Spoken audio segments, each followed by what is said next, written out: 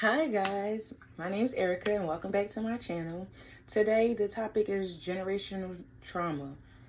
Don't we all go through it some way, shape, or form? Yes. Well, this morning, as I got up this morning, I did the usual as I usually do. Checked my phone and I scrolled through my social medias. And as I was scrolling through my social media, I happened to get on my Facebook and see a post. I'm going to share the post.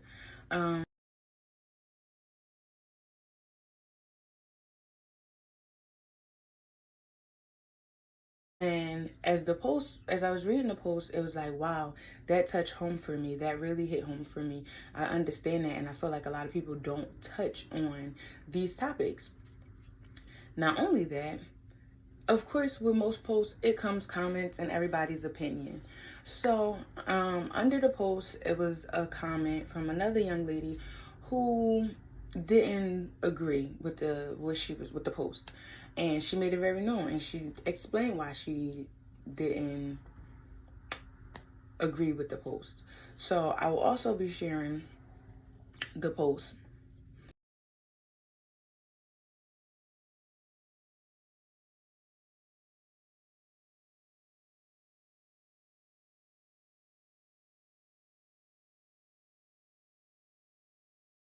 so that you guys can kind of get a good look at where her mindset was, where my mindset can be after reading it. So you could get a good idea. So, first things first, I wanted to talk about the different topics that certain different topics that the original author of the post posted about. I wanted to just dive into some of those topics. So, like, one of the topics that she talked about was how being forced to take care of a sibling at a young age, how that can mold you. People don't understand, a lot of parents don't get how being having to be a young parent to a sibling, so you're leaving 10, 11, 12, 13, 14 year olds home with their young siblings to take care of them, to feed them, to make sure that they have all that they need, make sure that they're getting up for school, making sure, doing a parent's job. Honestly, they don't see how that could be traumatizing in the long run. I have had conversations with someone who literally does not like to cook because of the trauma that they've been through of having to raise their own sibling, having to like literally be the one who was cooking because mama wasn't doing it, or because mama wasn't around long enough to do it. So now, as a parent, as an adult, she's like, I don't want to have to do this if I don't have to. And people don't understand how that can mold you. Having to take care of your sibling doesn't get you ready for being a parent. It kind of makes you want to stand still a little bit, like, dang, now I'm ready to be a child. I'm ready to do what I wasn't supposed to be taking care of children that weren't mine. I was supposed to be being a child. You miss out on those type of things when you taking care of your siblings, making sure siblings get to school. And don't get me wrong, you're supposed to look out for your siblings, but looking out for your siblings and taking care of your siblings is two different things, and people need to understand that there are two different ways to go about it. Some parents can leave children at home for hours at a time, but because the older sibling is there, they're supposed to be the one that take care of the household, and that is not fair to the child at all. A lot of kids don't even get that or understand that at first. Okay, so anyways, um the next one is basically beating your kids. That's your own agenda. That's what you want to do. Not everybody beats their children to discipline them. Not everybody thinks that that's the way to go. But a lot of people think that beating your kids and then turning around and saying, "Oh, I love you," that does not help. That's making them think that that's some type of love. That me beating you is me showing some type of love to you. Then they're going out there thinking that people who beat on you is showing that they love you. That's craziness. Now, the thing is, is a lot of parents don't explain. I had to learn this as a parent myself. A lot of parents don't explain to their children why they're being disciplined. They'll just yell at the child or just beat the child, and then later on is I love you, and I'm the one that's here for you. And it's crazy because I've dealt with this as a child myself. When I was a child, I definitely had a stern grandmother who took care of me, and she didn't play about nothing. We all have those parents, grandmothers, guardians who don't play some way, shape, or form. But if you don't explain to a child, hey, you getting yelled at, do you understand why you're getting in trouble? Do you understand what you're in trouble for, what you did wrong? Then the child is just thinking, oh, I'm getting hurt, I'm getting a beating, I'm getting yelled at, and that's just it. And they're going to continue to keep doing it. Regardless if you explain to a child or not, they're children, so they're going to do what they're going to do. Not all children is going to be, the best. But in the same token, is we have to take it upon ourselves to teach these kids, to mold their mindsets in the way that they should go, and not just beat them and not give them no explanation on why. Which brings me to my next thing. A lot of people keep skipping over the fact that if you don't have a parent in your life, I know that guardians are really good for a lot of people. I had a guardian. My guardian was my grandmother, and she is a good grandmother, but she's a grandmother. She's not my parent. It's a difference. Being a parent, your mom, your dad, that is a big deal. If you don't get that motherly love and that fatherly love or that fatherly discipline and that motherly nurturing, it will make a difference in how you adult yourself, how you parent your children. It is not just a, let me make sure the child have what they need, make sure they go to sleep on time. No, that's not what parenting is. Oh, as long as I provide, my child will be fine. No.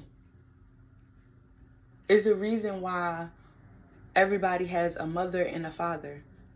It's a reason. The reason is you need the nurturing, whether you're a woman, a man, a girl, a boy, whatever you want to call it. You need your mother. Why? Because you need to know how to treat a woman, how a woman is supposed to be treated. You need to know how you're supposed to be loved. And most times, a lot of people don't get that. Then on the flip side, you need a father, whether you're a girl or a boy. You need to know how a man is supposed to be, how a man is supposed to be treated, how a man is supposed to treat their woman, their child. A lot of people do not understand. That plays a lot of why a lot of these abusive relationships happen, why a lot of kids is out here just doing whatever they want to do. A lot of girls are out here looking for love from guys who don't really love them, but because they say, oh, I love you, they're just, okay, I'll give you whatever. No, it does not work like that. I unfortunately was one of those girls who I didn't have my father around. My dad was an in and out type of father. He was around when he felt like he wanted to be around. And for that reason, I looked for love in all the wrong places. And a lot of young girls do that, and we may not realize it, or because someone tells us, oh, I love you, and because we don't have that love at home, that fatherly love that say, you know what, no one can love you more than you can love yourself. No one can love you like you love you. If nobody taught you that, then of course you're going to go find it from people who know they don't really care. And they're going to treat you however they deem fit to treat you, which is crazy. We all know that. It's very crazy. But if we don't talk about it, it won't get, rectified. A lot of these parents think that, oh, long as I provide, which I had a parent like my father who was in and out, who felt like he can, oh, I can drop in and out and give you money here and there. That made me a good father. It does not. It does not. Spending time with your child makes you a good father. Teaching your child real lessons, life lessons, makes you a good father. I am not trying to bash anyone or make anyone feel down, but at the end of the day, sometimes we need to be told that it's more out here to parenting. I'm not saying I'm the best parent, and I'm not saying I'm the worst parent. There's no guide, no handbook, none of that to parenting. But what we fail to realize is that that's where it all starts before everything else takes all over for life. Everything else molds your life. Excuse me. So when you're so used to dealing with disappointment, it comes easy. When someone can't tell, and when all you get is things that's, oh, I love you, you're not learning how to love yourself. Loving who you are first is the main goal. That's the first goal. Now, and I want you guys to comment. I want you guys to tell me exactly how y'all feel, really what y'all think about what I'm saying. I want this to be an open communication. I'm going to try to post as much as I can, a lot more 2022. So I want you guys to really, on all my social medias, I'll have them posted for y'all to follow. I want you guys to comment, let me know what y'all really think about this topic. Another one is that she talked about is and it blows my mind, and I hear a lot of people say this: what goes on in my house stays in my house. Oh, I hate that saying. It's craziness. So what goes on in my house stays in my house, but yet uncle and auntie and sister and grandmom and this person and that person, they know your business. But then when someone is violating, let's use that word for better, terms, when someone is violating that same child, and that child feels like, okay, it happened in the house, so I can't say nothing about it, or y'all don't like the spread who is violating your child, when that's the main time you're supposed to open your mouth, instead of the times that you telling everything else that has nothing to do with nobody else. It's craziness. It's craziness because so many people hush these children on their traumas. They can't speak up. They can't say what they feel. They can't be vocal, and that is traumatizing. It's very traumatizing to the ones who's been molested, been raped, been just harmed emotionally, physically, and nobody wants to talk about it. Everybody wants to hide it. But let me tell you something, on this channel, no topic is off limits. We're going to talk about it, we're going to address it, and we're going to get through it together, because at the end of the day, we're not the only ones. I'm not the only one who's been through it. You're not the only one who's been through it. We've been through this together. You're not alone. And a lot of people, a lot of young kids, some even adults feel like they've been through it alone, or they're scared to talk about it. And I put it all out there when I wrote my book, The Untold Truth, a few years ago, which that's on Amazon. I will drop the link below. And I laid it all out there, saying everything that I've been through, and just to be transparent. Sometimes you need people to just be transparent so you know you're not alone. And for everybody who's been through any of these traumas that I've been talking about, any of the traumas that was in that post, please, please, please know you are not alone. We're all in this together. It may have happened, but we are still here. We're still fighting, and we got through it. It's not hard. It's not hard to talk about. It's not hard to talk about. It's hard to get through, but it's not hard to talk about. Because a lot of people make it like we're supposed to hush our mouths and keep those secrets and bury them inside of us. And then when we need therapy or just need someone to talk to, bad anxiety, depression, nobody understands why until it's too late. Nobody understands why people are suicidal or people are depressed all the time or having anxiety, because nobody's talking to each other. Nobody's saying anything. It's craziness. it is just it is mind control, in my opinion. It's very much mind control, and it does not help anyone. It does holding it in, burying it, leaving it there. It eventually boils up because it comes around to you. Especially when you have children, it makes you so on the defense. It makes you like, okay, you know, my child can't go here, my child can't do that. No, no, no, no, no. And people don't understand why that happens when you've had your own trauma that you cannot talk about. So this whole what goes on in my house stays in my house, it's nonsense. It's complete nonsense. It's a way of silencing us. It's a way of silencing your children. Because at the end of the day, we all have a voice, and our voice is there for a reason.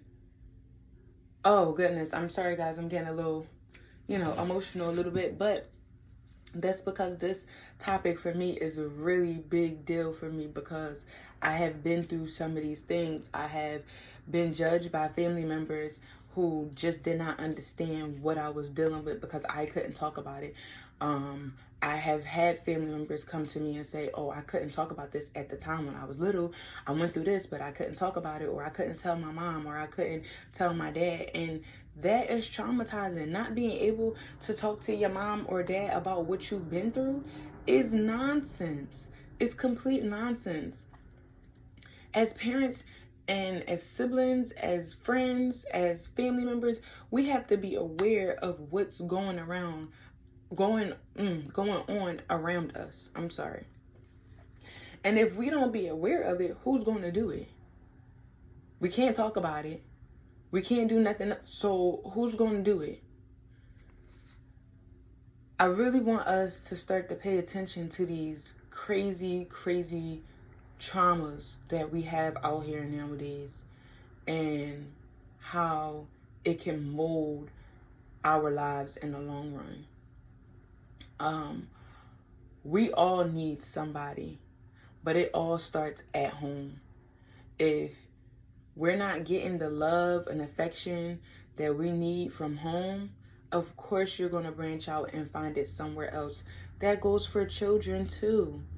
When they are not getting the love and affection from home, they're going to seek it other ways. And that is when it gets dangerous because they're confiding in strangers who don't know them but will manipulate them. They're clinging to people who will take advantage of them. And these are not the things that you just shut up and keep going with on life with. It's nothing wrong with going to therapy. There is nothing wrong with getting help, talking to someone, life coaches. These people have helped me in so many different ways. You are not crazy because you go to a therapist. You're not crazy because you have a life coach or because you're depressed. No, because depression comes with so many different things, from so many different things. And so many people try to block out these things and think that it's okay, and it's not. And it stops here. This is where it stops, guys. So I just wanted to talk on those topics for today. Those key points in the topic was generational trauma. I want you guys to please, please, please drop your comments. I want you to like, share, and subscribe to my YouTube channel. Please do not let this message go unheard because we all have a voice and we need to start speaking up, not only for ourselves, but for the ones that we see are hurt, the ones that we see are going through something. Don't block out those key things that we're seeing are different about our children, our family members. Be aware. Be aware, please. It takes a village, so we need to build that village. At the end of the day, all we have is our village. So again, comment anything that you would like, different topics you would like to hear. I want to post as much as possible. Hopefully, probably once a day, if I can. Probably once a day. But you guys, stay tuned. And please, guys, stick together. And please tune in for the next video.